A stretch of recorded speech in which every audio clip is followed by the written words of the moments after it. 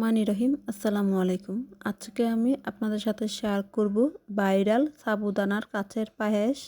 আর এই সাবুদানার কাচের পায়েসটা তৈরি করা খুবই সহজ আর খেতেও অনেক বেশি মজার। আর ঘরে থাকা 3টা উপকরণ দিয়ে আপনারা সাবুদানার পায়েসটা তৈরি করে খেতে পারবেন।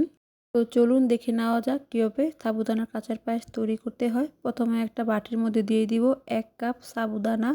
আর এখানে আমি 2 ধরনের সাবুদানা নিয়েছি। আপনারা চাইলে 1 ধরনের সাবুদানা দিয়েও এই পায়েসটা তৈরি করতে পারবেন। এবার পানি দিয়ে সাবুটাকে খুব ভালো করে ধুয়ে নিব। আর ধুয়ে নেওয়ার পর এবার এর মধ্যে দিয়ে দিব সামান্য পরিমাণের লবণ। লবণটা দিয়ে খুব ভালো করে মিশিয়ে নিব। আর মিশিয়ে নেওয়া হয়ে গেলে এবার এর মধ্যে দিয়ে দিব 1/2 কাপের থেকে কিছুটা কম পানি। পানিটা দিয়ে দেওয়ার পর হালকা একটু মিশিয়ে নিব। আর মিশিয়ে নিয়ে ঢাকনা দিয়ে ঢেকে রাখবো কিছুক্ষণের জন্য। আর এতে করে সাবুর মধ্যে যে পানিটা দিয়েছি সেই কারণে কিন্তু সাবুটা অনেকটা নরম হয়ে যাবে। এবার এখানে আমি 1 লিটার ফুল ফ্যাট লিকুইড গরুর দুধ নিয়েছি। এবার এই দুধের মধ্যে দিয়ে দিব 1/4 কাপ পাউডার দুধ। পাউডার দুধটা দেওয়া পুরোপুরি অপশনাল, আপনারা চাইলে দিতে পারেন, না দিলেও কোনো সমস্যা নেই। এবার দুধটা দিয়ে দেওয়ার পর খুব ভালো করে মিশিয়ে নিব। মিশিয়ে নেওয়া হয়ে গেলে এবার এই দুধের মধ্যে দিয়ে দিব 1 ইঞ্চি সাইজের একটা দারুচিনি আর 2টা এলাচ। এবার এই দুধের হাঁড়িটাকে চুলায় বসিয়ে দিয়ে দুধটাকে কিছুক্ষণ জাল করে নিব। এবার এই সাবুদানার মধ্যে দিয়ে দিব 1 চা চামচ ঘি। আর ঘি দেওয়াটা পুরোপুরি অপশনাল। এবার এই সাবুদানাটাকে হাত দিয়ে খুব ভালো করে মেখে নিব। মেখে নেওয়া হয়ে গেলে এইভাবেই কিছুক্ষণ রেখে দিব। এবার এখান থেকে অল্প অল্প করে সাবুদানার মিশ্রণ নিয়ে ছোট ছোট করে বল তৈরি করে নিব। আর এরকম করে সবগুলো বল আমি তৈরি করে নিব। সবগুলো সাবুদানার বল তৈরি করা হয়ে গেলে এবার এটাকে একটা সাইডে সরিয়ে রাখবো। এবার দুধটাকে আমি কিছুক্ষণ জাল করে নিয়েছি। জাল করে নেওয়ার পর এবার এই দুধের মধ্যে সাবুদানার বলগুলো দিয়ে দিব।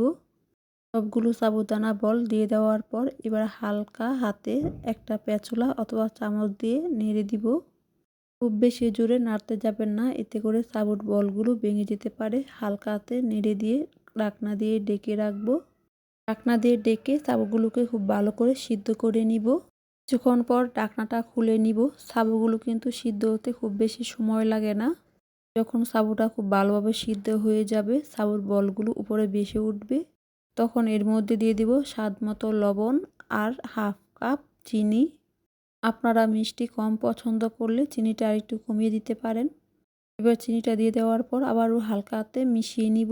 আর মিশিয়ে নিয়ে ঢাকনা দিয়ে আবারও পায়েসটাকে জাল করে ঘন করে নিব।